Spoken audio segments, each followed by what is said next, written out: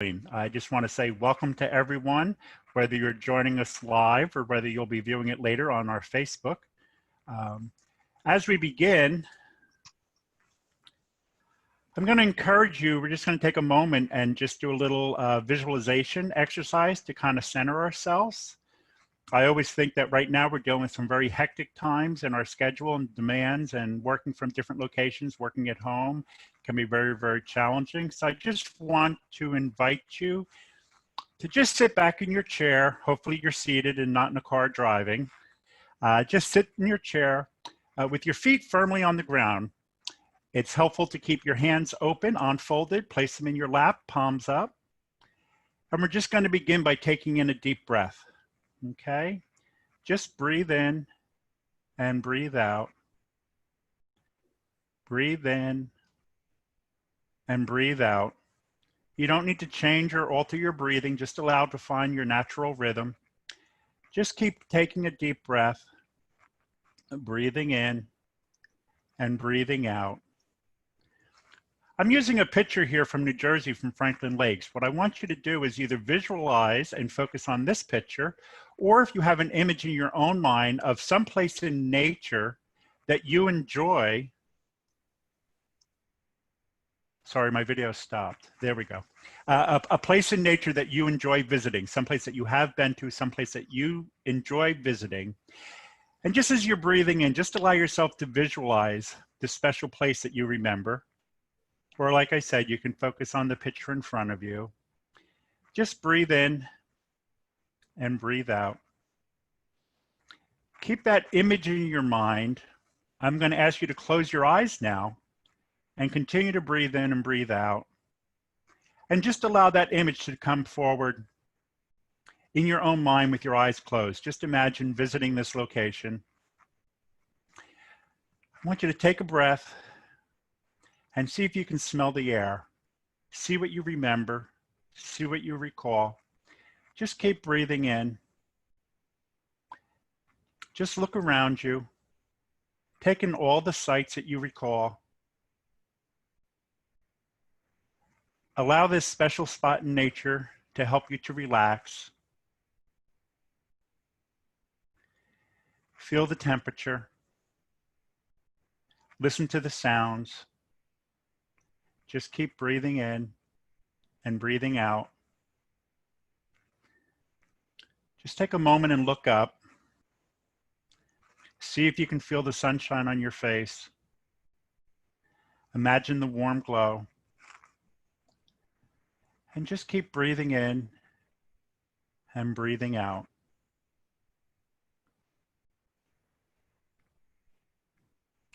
This is an image that you have in your mind. This is a place that's special to you, or a place that you can visit anytime you choose to. It's important that we remember to take time to relax. And one thing we can do to help us relax is with our visualization.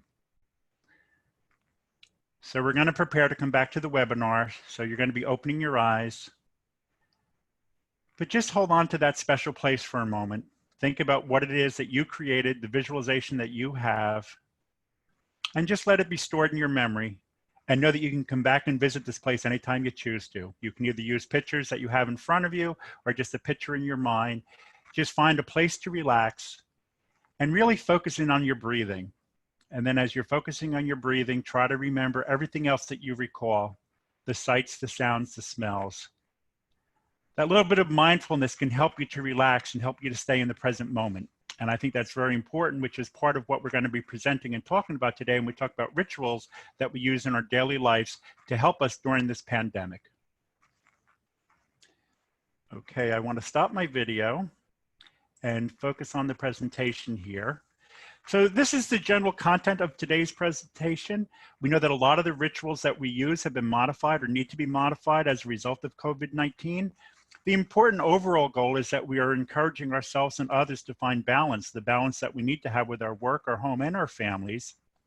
We're also going to be taking a little time to kind of plan ahead. What I would like you to do is just think about some rituals or some activities that you were thinking are important to you, It may be something that you're missing, but it can also be something that you're planning on doing.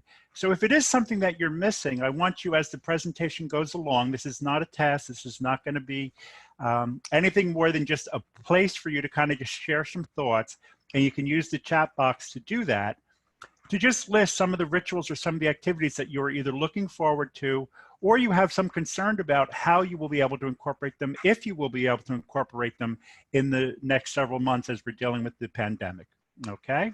We're also going to share some resources towards the end to also help others. So let us continue.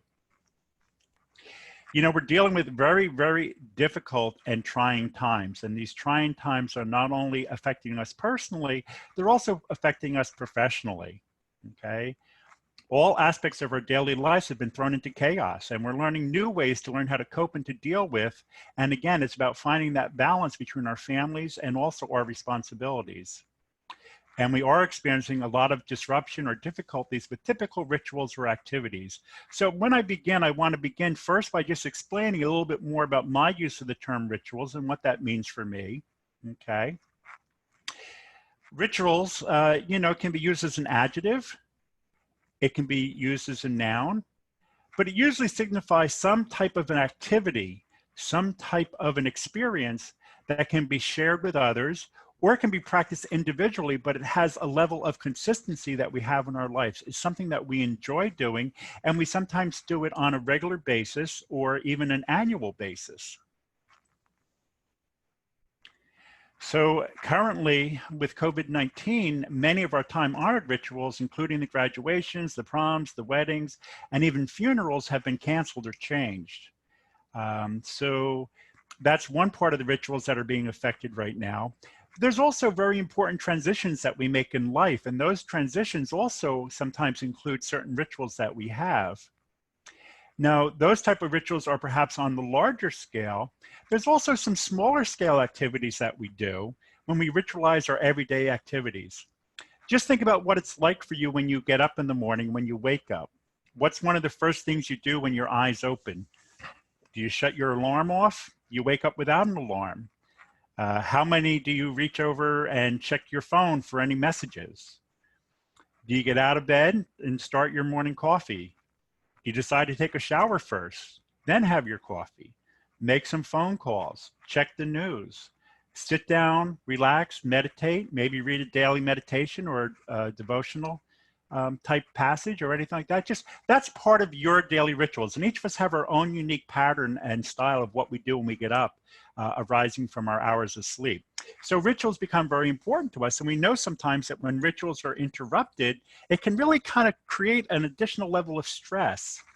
I always jokingly remind myself what it's like when I have one of those coffee makers where I can set my coffee to be, you know, brewed the night before and set the timer and it goes off. And every once in a while, I either have forgotten to set the timer, or I didn't put the basket in correctly, or I didn't have the water fully in. And I wake up to either a mess on the floor or a pot of boiling water with no coffee or anything like that. And I just get, yeah, just like, wow, I get a little frustrated, a little like, oh, you know, and it's just a daily disruption that I have. It's very easy to replace and get a new cup of coffee. But the point is that that ritual that I have of just doing things on a continual basis, on a steady basis, kind of just, for me, sets me into my day. You know, there are a lot of ways that rituals come into our daily lives. And one of the things that I remind people of is how often we can utilize music as part of a daily ritual. Certain songs are adaptable or used in certain types of rituals. There are other times that we just use songs that are comforting or calming to us. We use songs sometimes when we exercise or to invigorate ourselves or to increase our energy. There are other things that we can incorporate into a ritual. Sometimes it's dance, special foods, drinks, different things that we encourage. And it's a part of our daily lives that we enjoy. So I always remind people that currently right now, you know, when we have access to music, which we do have, you know, be it a home device, whether you're streaming something or whether you're playing something, music can be very, very calming, can be very reassuring, and it can also be a nice ritual to participate in.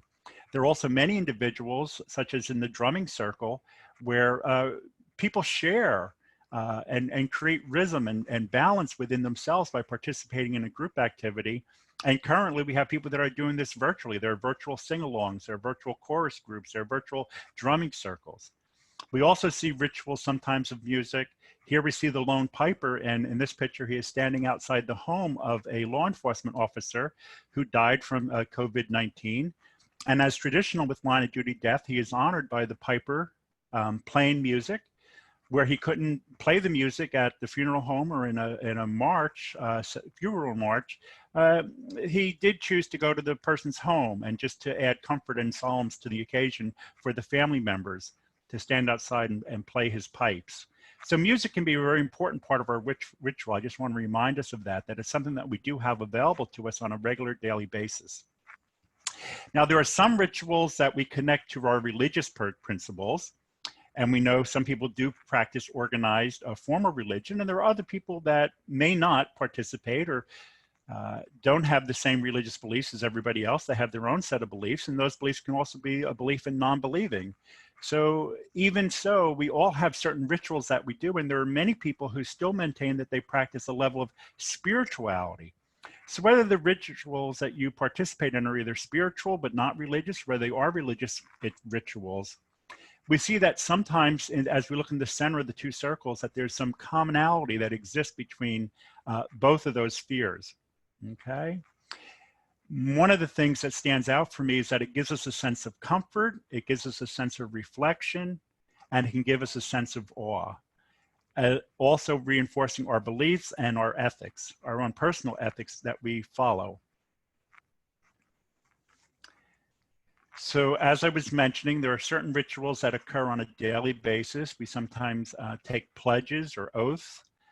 We have dedication ceremonies.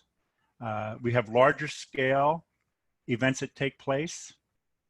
Right now, one of the rituals that we know has been drastically interrupted is just the general basic greeting that we give to each other by extending a handshake or giving a hug. So for many people, just that ritual of saying hello can be very significant, and right now it's being disrupted. But as we see in the picture, people can be creative. We can still sometimes maintain personal and social distance, physical space, and still create gestures towards each other in a meaningful way. A lot of the rituals that we practice are also significant of milestones that occur in our life. These are the milestones that we experience from birth to death, and we all move between these two unknowns. There isn't a person alive now, or there isn't a person that exists, I should say.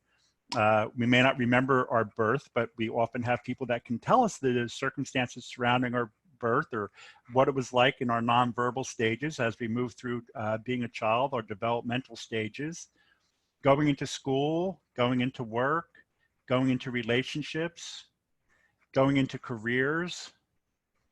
And for some, we're in that age where we're starting to notice some changes that exist within our bodies, within ourselves, within our lives, with our social structure. And then we're also seeing the rituals that come about when there is sickness, illness, and death. So these are just all part of life stages, and there are rituals that are involved in each of these life stages that gives us in many ways a sense of comfort and also a sense of connectiveness.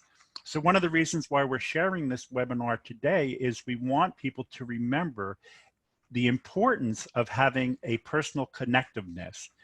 Being connected does not have to be interrupted by our social distancing. And as I've said before, and will continue to say, it's really a requirement for a physical distance, not to keep our socially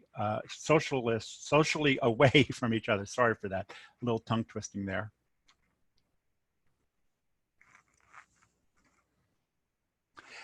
You know, there have been times that we have honored people in illness, but we also have allowed their healing and shared in their healing with us as part of a ritual. I have many friends and a few family members who are cancer survivors. And I know many times when they announce that they returned from the oncologist or from the doctor's office and they had their testing done at certain intervals and they're declared cancer-free, it's definitely a reason to celebrate. We're seeing something similar right now with the number of individuals that have been hospitalized, and we're also seeing a number that are being released from the hospital. a number of people that are able to leave the hospital, that are able to get off ventilators. And we share in that joy. And not only do we share in that joy for that person, but as you see here for the workforce, it's very important for them to recognize that what they are doing now is helping others. And in helping others, people are getting better. There are times that, yes, we are losing people also, but let's find a balance with that, in that we can celebrate the encouragement that we have from when we are able to help people to heal, and also recognize that there are times that we will have to grieve the ones that we lost. Moving on, there's many different ways that families and friends are celebrating certain milestones that exist in an individual's life, such as with birthday celebrations. We see online birthday celebrations. We see parades that have been created for children and even seniors, car parades, people honking their horns from the street, neighbors walking past the house and waving, and also just relying on the virtual interface that occurs. And we can FaceTime with someone to honor them on their occasion. There are other occasions that are significant to us, and sometimes the occasions also incorporate a use of a meal. It could be a sacred event like a Passover Seder, and here we see families celebrating Seder together with other relatives who are not able to join them physically, but are able to enjoy them and be with them via the internet. The other picture, this is a picture of a wedding couple who had a wedding all planned, and of course a lot of things were prepaid for. One of the things they had done is they had ordered their flowers for their wedding, and it was really too late to cancel. And of course they didn't want to burden the florist with having put in this order for flowers, and then they weren't going to be able to use them.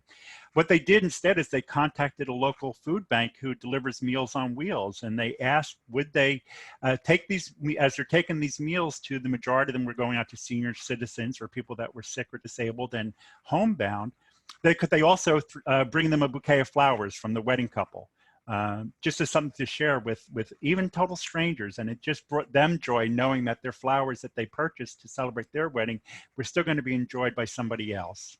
So again, the point of these two is that, we have to think outside the box. We have to remember that we can be creative with different ways of celebrating rituals, and remembering that the rituals are important. I think it's really unfortunate that right now for some people, we get a little dismissive over the rituals, and that to me is just a sign of the stress that we're enduring with such high stress right now that we forget we need to find that balance.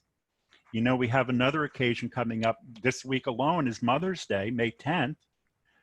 So whether we set up an online call, whether we make a homemade gift, whether we spend the family time on the internet. But I also, to honor women in our lives who have been our mothers or played the role of our mothers in our lives. We also want to pause and remember the frontline workers, the essential staff workers, the police, fire, nurses, doctors, grocery store clerks, service people working in the food industry who are helping us. And some of those essential workers are also mothers, and they're giving up their time working to keep us safe or to keep us contented with meals or whatever else services we need.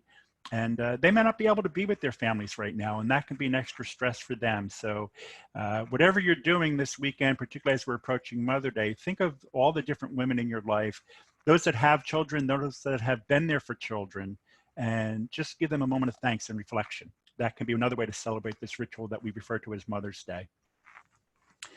I think we hear a lot from younger people, but also from families, the disappointment they're having that graduations are going to be interrupted.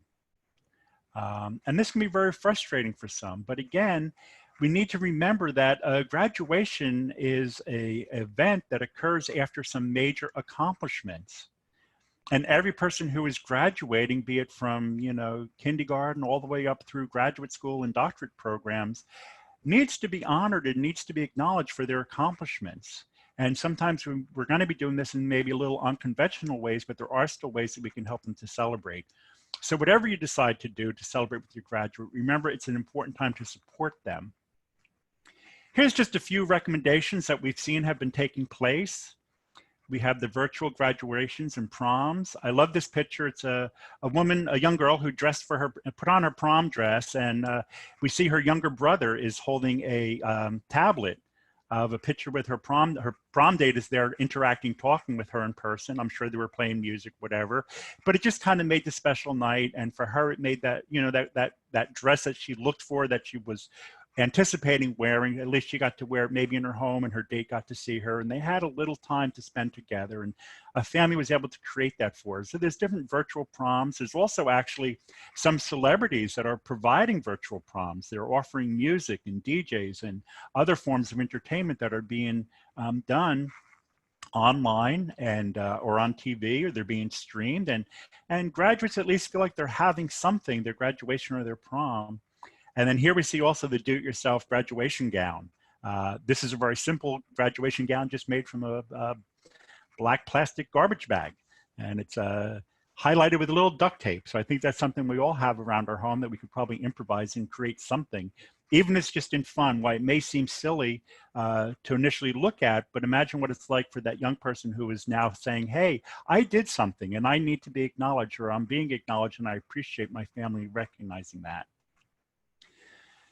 Sometimes it's important also to go beyond the family and how others can acknowledge a graduation. So with the graduation car parades, virtual yearbooks, sidewalk art can be a great way to acknowledge someone's accomplishments, or to send a greeting to them with keeping, you know, that physical distance, that social distance, be it a family decorating their own sidewalk or neighbors coming out and decorating a sidewalk for you. It's just another way to visually give an acknowledgement for an accomplishment that someone has made. Talking about graduation gowns, I found this kind of interesting, that there was a young man here who suggested that we can use the gowns for good. I know for myself, I moved several times and had an old graduation gown still in my closet before I decided I need to get rid of that or do something with it. But here someone is recommending a repurposing of unused or used graduation gowns to be used by hospital workers as another layer of protection for them, particularly from keeping their scrubs a little bit tidier or cleaner at this point.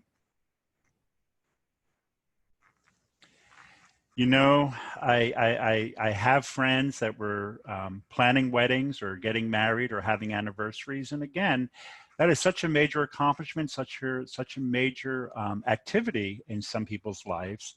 And unfortunately, we're not able to continue the rituals that we normally do for a wedding. That doesn't mean that rituals can't be recreated and can also be interesting.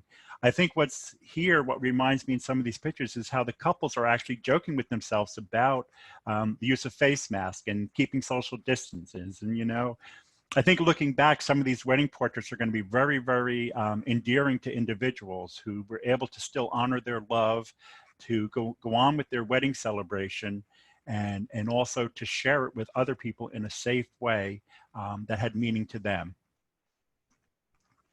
So we're actually making transformations of our wedding rituals. And again, there are some couples who might decide to just perform their ceremony, you know, one-on-one or only with whoever might be in their home, if somebody's living with their parents and stuff like that. And there's also safe ways that people are actually going into the community. We see people walking the streets or walking their sidewalk, or we see car parades going by and neighbors creating receiving lines from a safe distance. You know, it may not be the beautiful banquet hall or the outdoor park or wherever else that somebody was planning on holding their wedding with an assortment of friends and family, but it can still have the same meaning and acknowledgement for some. And when we talk about meaning and acknowledgement, I think of the rituals that many brides recall, or anyone getting married actually, you know, something borrowed, something blue, something old, something new. And if definitely gloves and face masks right now, you can find an assortment of them in blue. So again, we need to look for that bright spot, look for that little bit of joy that we can add to someone in their personal rituals that they're having, but also in the rituals that they're having that are going to involve part of the community that can be involved safely.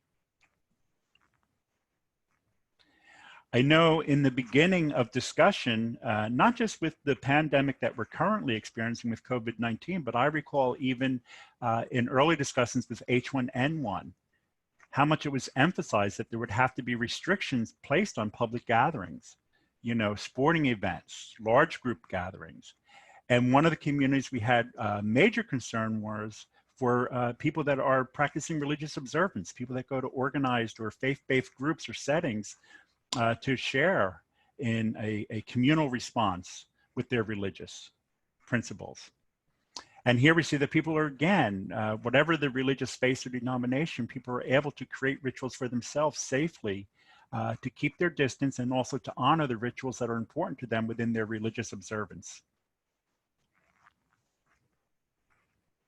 Other rituals we often think about are the national holidays, Memorial Day, Labor Day, the start of the summer season. I grew up living here on the Jersey Shore my entire life. So for me, I always think of everything that takes place between Memorial Day and Labor Day is just all part of my summer. And, I always look forward to how the summer begins. But and we do have Memorial Day, and we're still going to be honoring Memorial Day. And Memorial Day, it's not just going to be about picnics in the park or going to the beach, but maybe we need to be mindful of what the meaning of Memorial Day is as far as remembering the lives that were lost, the heroes that sacrificed.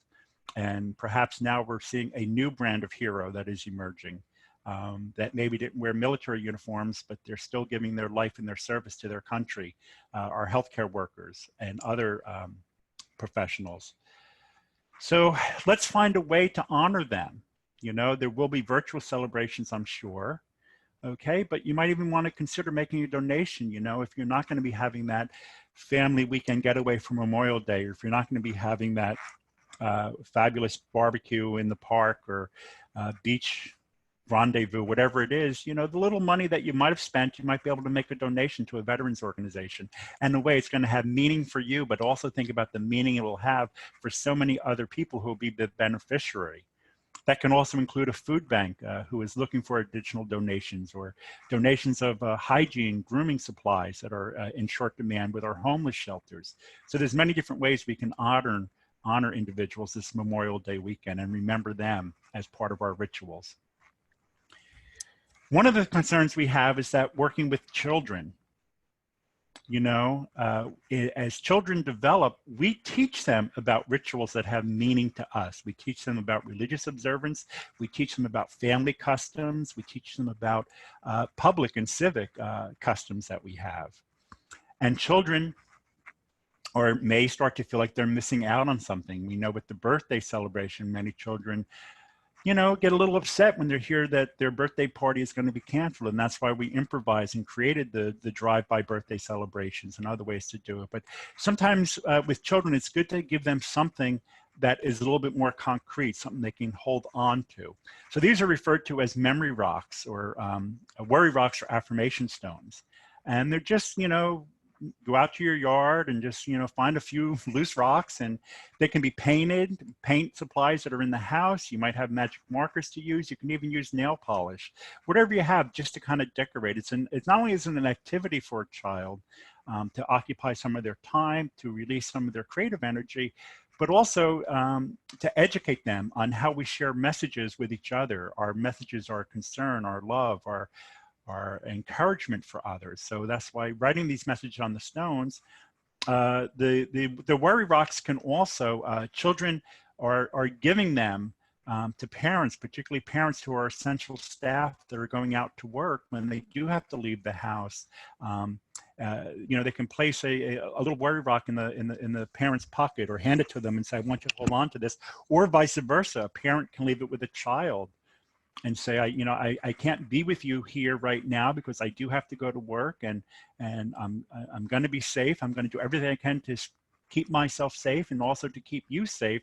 I just want you to hold on to this rock till I come back, or put it on your bedstand, whatever it may be. There's different ways again, but it's about having something that someone, particularly a young child, can actually hold on to. When I say young child, I'm sure many teenagers can also enjoy decorating rocks or doing other attributes. Okay. I mentioned, as we were just in early planning with the New Jersey Emergency Preparedness Training Consortium that I was involved with, when we were talking about things that were occurring and anticipating of H1N1, we talked about how there would be disruption to religious faith-based communities. We also acknowledge that many people in recovery, people that attend 12-step participation meetings or other community support meetings, community centers, was going to have a major disruption when they were not allowed to gather publicly. So it's just a reminder that here we can be talking about a very highly vulnerable population at this time who may need additional support. They may need time and space to access recovery meetings online, to have phone chats. There may be people living at home that feel uncomfortable without a little level of anonymity or privacy within their home. So we want to be respectful and encourage people to find that time to keep contact with their recovery program, whatever it may be. And, you know, just having that little extra support. And I've been amazed as an addictions therapist how the 12-step communities have responded. So here we see a number of different types of fellowships and programs that are going on to help people to stay connected. There's also daily apps that are being used. There are daily reflection apps that people can download and have messages sent to them every day. And the significance here is that for a lot of people in recovery, early recovery is about changing some of the behaviors that they had in their active addiction. And when we change a behavior, we often need to replace it with something else. So many people need to continue to have a sense of connectiveness to others, and that's why their involvement with meetings is often very important. Not everyone in recovery goes to a meeting, but many people do. And when we see this disruption, it can also kind of send them off kilter. So just helping them maintain that becomes very, very important.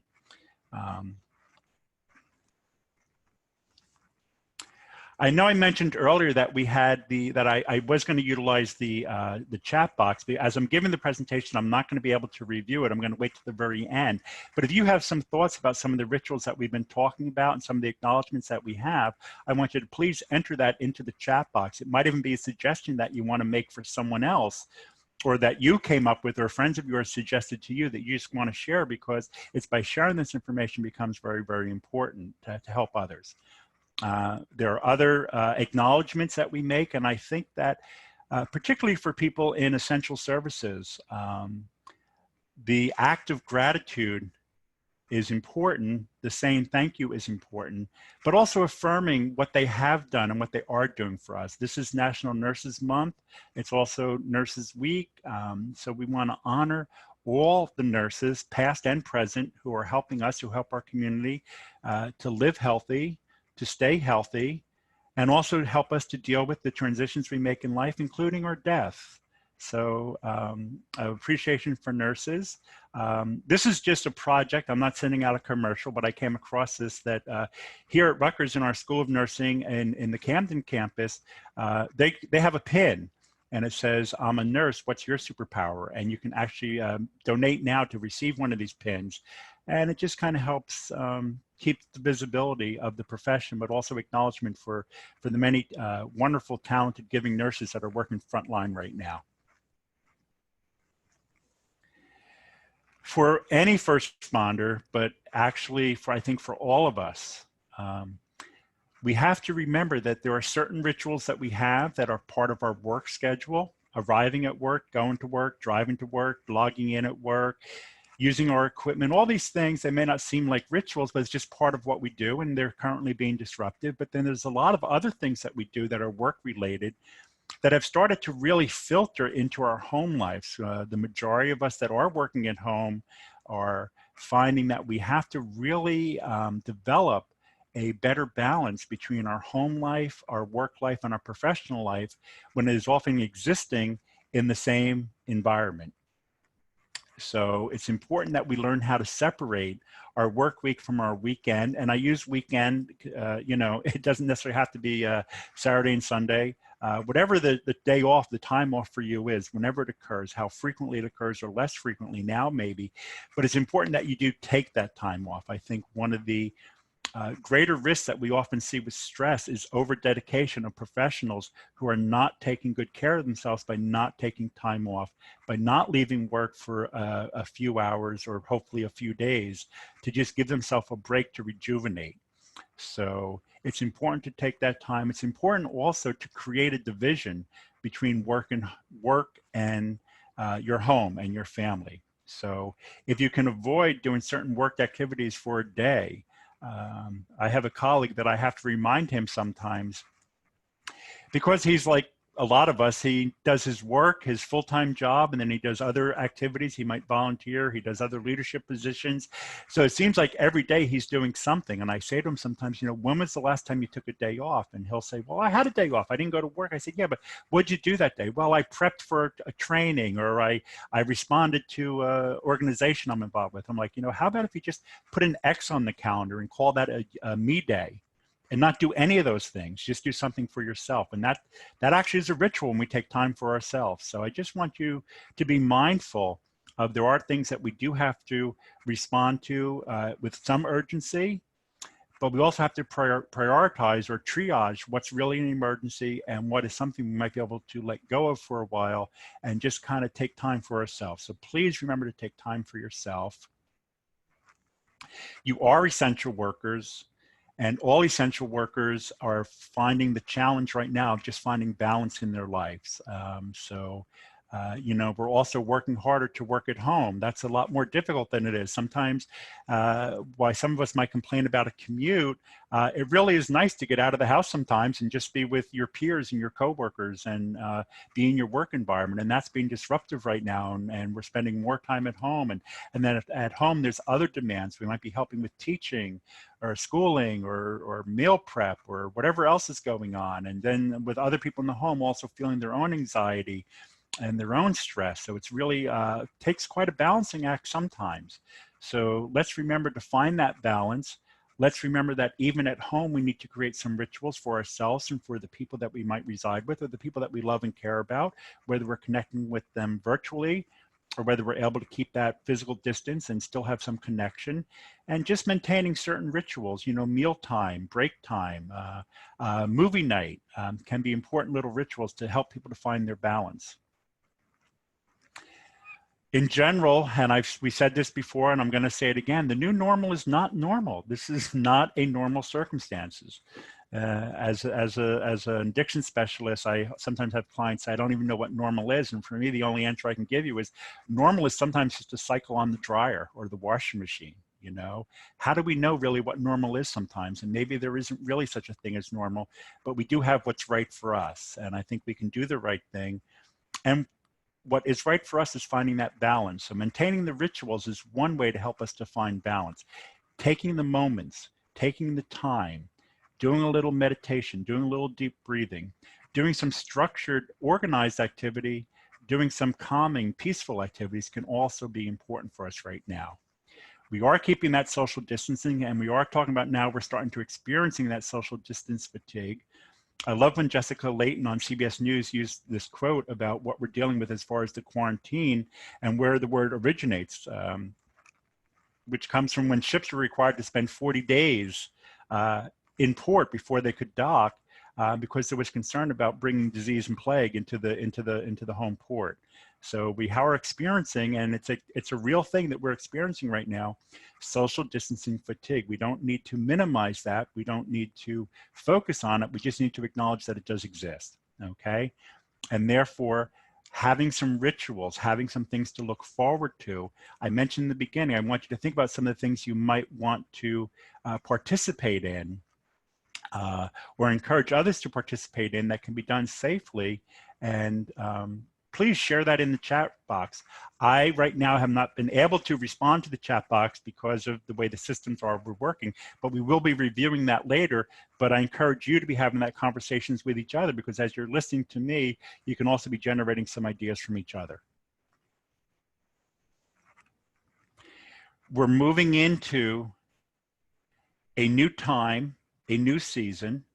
We are starting to see some changes. Yes, the governor has decided to open the parks. There are counties and municipalities that are making decisions about their beachfront and their boardwalks. There are places we can go to for some rest and relaxation. We need to practice that social distancing, okay? But it is something that many of us are looking forward to. So we wanna, again, think about what's gonna be mindful, meaningful to you, taking that time off getting some exercise, getting some fresh air. Not everyone has the opportunity to go to a park, and sometimes just, you know, if we can safely walk a city block, if that's where we live, can have some major improvement for us. It just gets us out of ourselves. The thing is that wherever you're going, one technique I encourage you is to just look and take in your surroundings. Just think about where you are and what you're experiencing. What are the sights you're seeing? What are the sounds you're seeing? What is the temperature of the environment? It really helps you to connect with any of our physical environments, and that can be part of our daily ritual or our weekly rituals when we make a connection with something other than thinking about or preparing or prepping or working on COVID-19. Remember, we are Jersey strong, okay?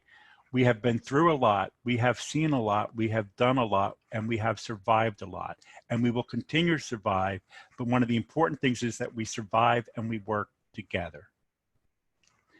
We have many different rituals also. I didn't have time to go into it in detail, but there are a lot of rituals that are connected to our culture. So as people are practicing rituals, we can also be mindful that for others that are not part of that community, not part of that culture, they may not understand the significance of it. That doesn't mean they need to dismiss it. It could be very important to that person in their culture and their belief or in their family to practice these cultural differences, cultural rituals, and we need to allow space for everyone to do that. One last thing I'm going to do before we close. It's a little ritual about self-care. I mentioned in the beginning of the presentation about me and my snafu sometimes when I don't set my coffee pot to work properly, and how that can kind of get me a little off kilter for the day. But I want to just outline for you a very basic ritual that you can do, okay?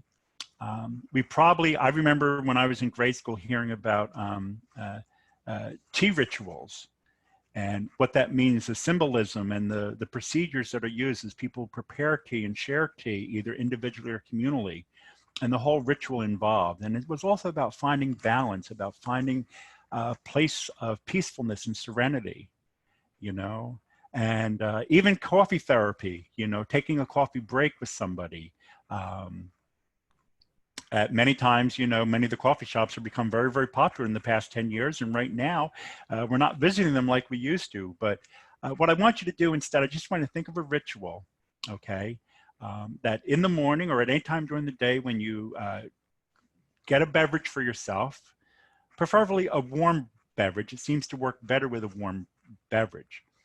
But I want you to, you know, instead of just gulping your coffee or your tea down and, you know, getting back to work, I just want you to take a moment. Just take a moment and after you prepare your beverage, be it coffee, tea, cocoa, cider, even mulled wine could work. It just does work better if it's a warm beverage. Just hold the cup in your hand. Just hold it in your hand and connect with it. Feel the warmth that's generating through your mug or your glass into your hands. And just make that connection. And then close your eyes and hold your beverage close to your nose and just breathe in the aroma. Get the fragrance. Think about what it means for you to take a moment, to have a break, to take a little time for yourself, to prepare this beverage, and just focus on that. Just breathe it in, breathe in the aroma, feel the warmth in your hand, and then just gradually take a sip. But take a slow sip.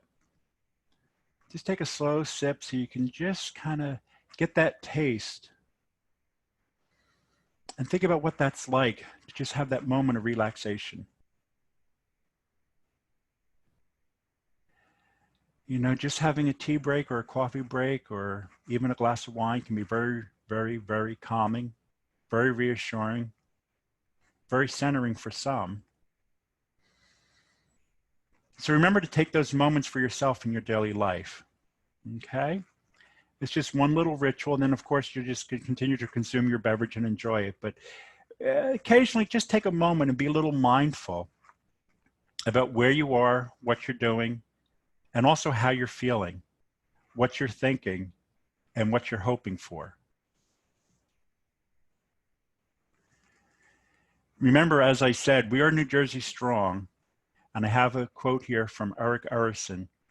Life doesn't make any sense without interdependence. We need each other. And the sooner we learn that, the better for all of us. So let's remember, we are getting through this together. There are many different rituals we share with others that we can continue to share, perhaps in a new way, but it can still have meaning and reflection in our lives. I want to thank you for participating today. We're going to be holding our next mini webinar on May 20th, and we're going to focus this time with managing our grief and losses. So please join us May 20th for a webinar. You can also be able to catch it on Facebook Live. And that's my contact information. I want to thank you all very much. I will be ending now. I'm going to just glance at the chat room, and I appreciate people that are saying thank you and the acknowledgements. I hope some of you were able to share some ideas, and we'll be happy to send you a PDF. Colleen will be sending you a PDF of this presentation and also the announcement for the additional webinars we're going to be offering. Okay, thank you all very, very much, and have a moment and a time for yourself. You deserve it. Thank you.